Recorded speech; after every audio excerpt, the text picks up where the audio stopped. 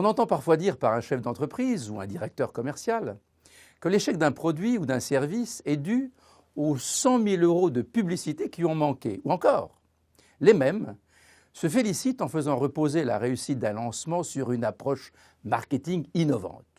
Ces propos sont sans nul doute exagérés dans les deux cas. Le marketing n'est pas la pierre philosophale qui va transformer un produit médiocre en machine à bénéfice. Le meilleur jockey au monde n'emportera pas le prix de l'Arc de Triomphe sur une mule. Mais, sans un bon marketing, l'échec pointera le bout de son nez. Alors, qu'est-ce que le marketing? En quoi est-il nécessaire, mais non suffisant, pour toute entreprise, tout domaine, toute activité? Bienvenue dans cette séquence. C'est à ces questions que nous allons répondre.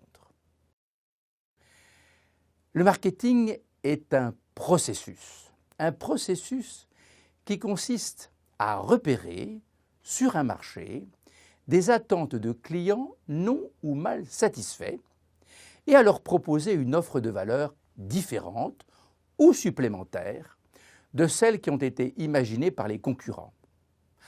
On observe ainsi que réduire le marketing à la publicité ou à l'innovation est erroné. Le cantonner dans la sphère marchande, dans les grandes entreprises, dans le domaine des biens de grande consommation, ne l'est pas moins. Produire et vendre des crèmes hydratantes pour le marché français, ou bien produire des avions gros porteurs pour le monde entier, ou bien encore imaginer un service de livraison rapide de repas à domicile dans une ville moyenne, ouvrir une librairie spécialisée dans les mangas, fabriquer des vérandas sur mesure pour un marché local, sont autant d'actions dont la réussite implique une approche marketing. Quoi de plus évident? Allons plus avant et voyons que la démarche marketing s'opère en 4 étapes. La première pourrait se résumer au slogan « Je tente de comprendre avant d'agir ». Donc, je dois étudier le marché. Qui pourrait le contester? Mais avec une bonne connaissance du marché, le processus n'est pas achevé pour autant. Car ensuite, il faut agir. Et pour ce faire, à cette première étape, j'en ajoute 3 autres. D'abord, connaissant bien mon marché et ma clientèle potentielle, je choisis les cibles que je souhaite séduire. C'est ce que l'on appelle le marketing stratégique. Voilà cette première étape. Ensuite, je mets au point mon offre. C'est ce qu'on appelle le mix, le marketing mix, le marketing opérationnel.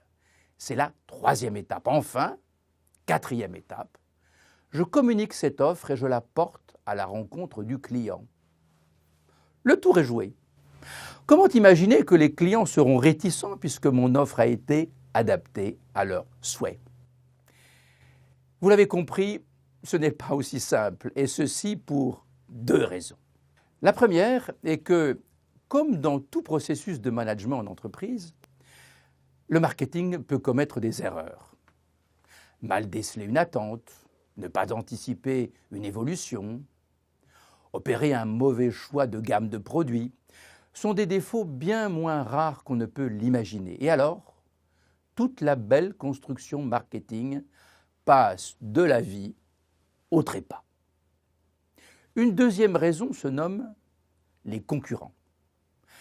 Le cauchemar quotidien peut-être d'un chef d'entreprise ou d'un directeur marketing se trouve plutôt du côté des concurrents que du côté des clients.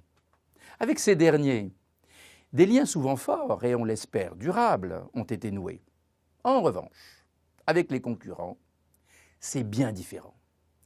Ils s'ingénient, comme vous-même d'ailleurs, à déjouer les plans des autres et à lutter encore et encore.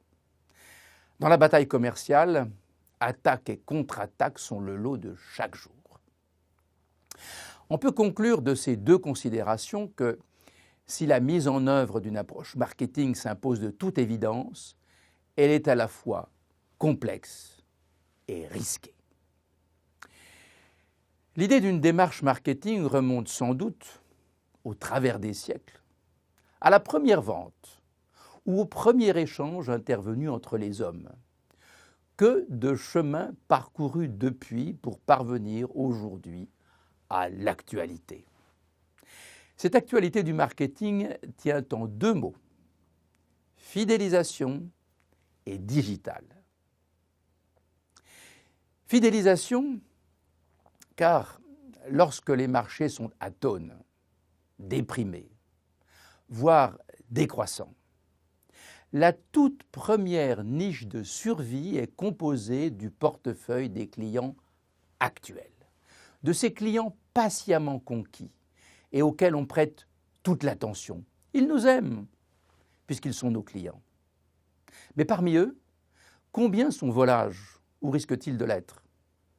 Pour se prémunir de ce danger, je vais mettre en œuvre des actions leur étant spécifiquement destinées.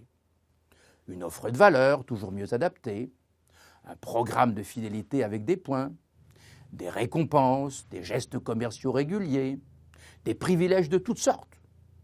Le marketing de la fidélisation prend le pas sur le marketing de la conquête.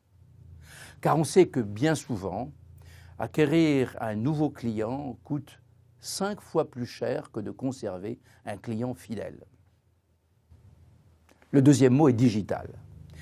Digital car cette révolution, née de l'extraordinaire développement d'Internet, nous a assaillis et continue de le faire dans bien des domaines. Les clients passent plus de temps devant leur ordinateur et leur smartphone que devant leur téléviseur. Les réseaux sociaux livrent de nous la plus parfaite intimité. Nos données personnelles, nos cartes de paiement, notre géolocalisation, notre navigation sur Internet produisent une masse énorme d'informations. C'est le big data. Plus aucune entreprise ne peut ignorer le phénomène.